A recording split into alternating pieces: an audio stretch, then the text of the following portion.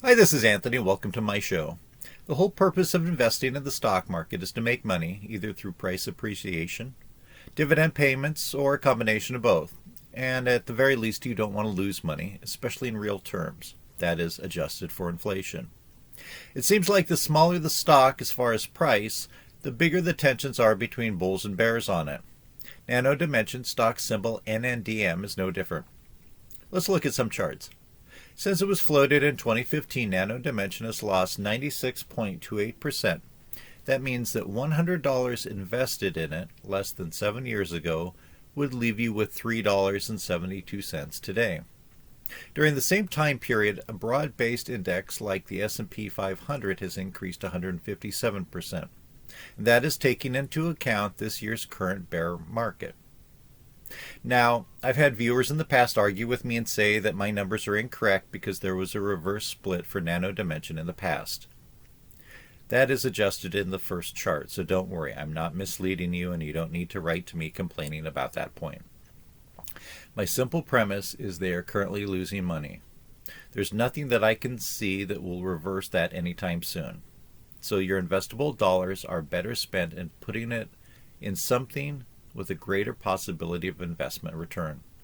And by the way, if these shares are undervalued at this point, then why is Cathie Wood and ARK Investing selling rather than buying at this point? Or for that matter, why isn't anyone else buying? Why aren't executives buying at these prices?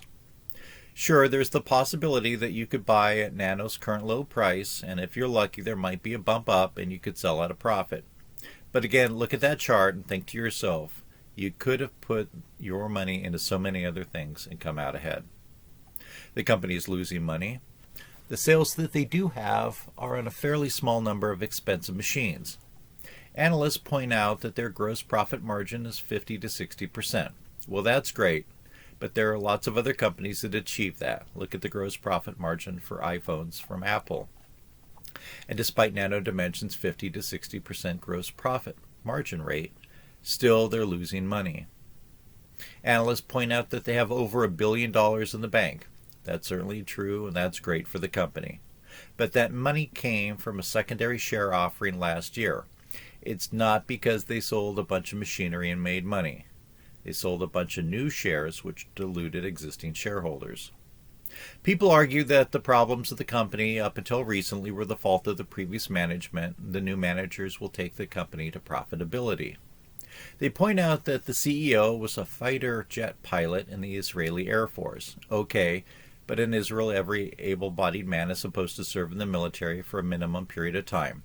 How does being a fighter jet pilot translate into successfully leading a high-tech company? If you're a fighter jet pilot, are you leading dozens or hundreds of people? Is nanotechnology a core course of the training required for aerial combat? What advanced financial courses are required in flight training school? I'm being a bit glib here, but people often praise the accomplishments of somebody that has high achievement in one field and thinks that somehow it can translate to another. Your doctor may be the greatest doctor in the world and win the Nobel Prize in medicine, but they're probably not very good at consistently beating the market at stock picking. Warren Buffett may be a great stock picker, but I don't think you'd want him to operate on you for a cardiac bypass. And the last negative thing that I'm going to point out is there's always the danger that the company will enact a second reverse split. Reverse splits are usually bad because it tells you that the company thinks that their shares are going to continue falling into the foreseeable future. If a stock gets too low, it risks being delisted from the exchanges. But the problem with reverse stock splits for the small investor is that most, but not all, brokerages and trading platforms will charge a fee for reverse splits, which is never charged for regular splits. In the case of my account, which is a no commission account, I am charged a $38 fee for a reverse split. Now, what about the positives? Recently, there was an article published on Seeking Alpha and one a few months ago on The Motley Fool. I'm going to put some of that information from those to show you what others argue are the positives for the stock going forward.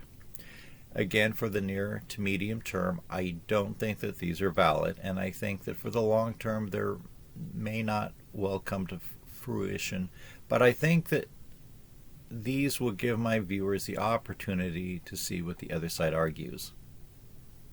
I'm going to put up each for just a few seconds, but remember, this is YouTube. You can pause it. And again, I'm just putting up some of the main arguments from these two articles. The one from Seeking Alpha is quite long. The one from Motley Fool is quite short and also looks at two other stocks. After reading the whole articles online and other sources of information that you find about the company, including looking at their financials, which you can find all over the internet, and if you can't find the financials, then you probably shouldn't be investing in stocks at this time. Then and only then should you make any decision on buying or selling shares in Nano Dimension. So, if after doing your own research you agree that Nano Dimension is not a good security to invest in, then what should you put your money in? Again, I'm not a financial advisor and I'm not giving you financial advice. We are in a bear market, which means that the market is going down. The world now faces a major war at the edge of Europe, with one country threatening to use nuclear weapons.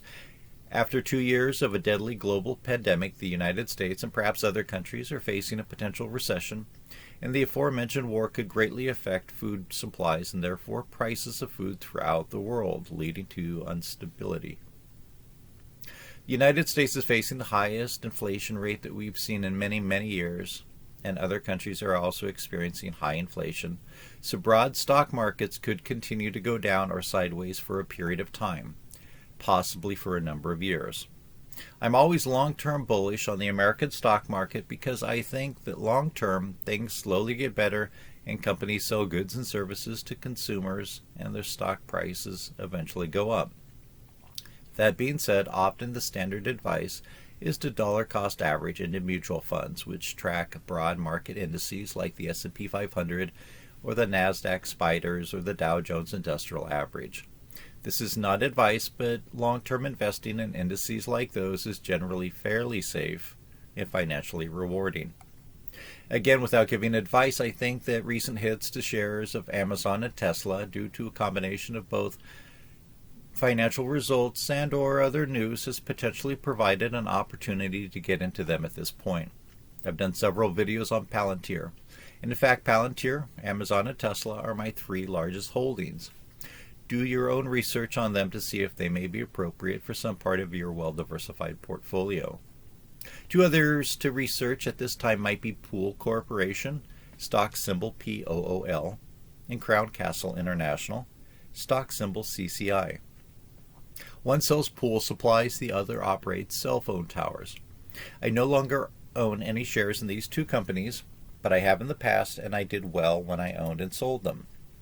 Both pay dividends, but looking at the chart, you need to be very cautious to do your own research. This may or may not be the time to get into them, but if you do your own research and like the company or companies and determine what price to buy into them, if prices continue to fall, then you'll be prepared to buy them when you think that it is prudent. And the thing about pools is if you have a pool, you can probably afford to buy the supplies, and you need to buy the supplies, otherwise you're going to have a hole in the ground full of algae that nobody will swim in. Okay, that's enough thoughts about stocks for today. I would really appreciate it if you've made it this far, if you leave a comment, either positive or negative. I can take the negative criticism, and in fact I've made videos in the past where I specifically analyze various viewers' critiques of my arguments. I would love to do that again if viewers leave comments.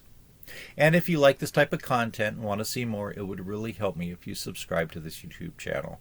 Also, please view my other videos, and if you like them, click the like button. It also helps out if you leave a comment in the comment section for each one.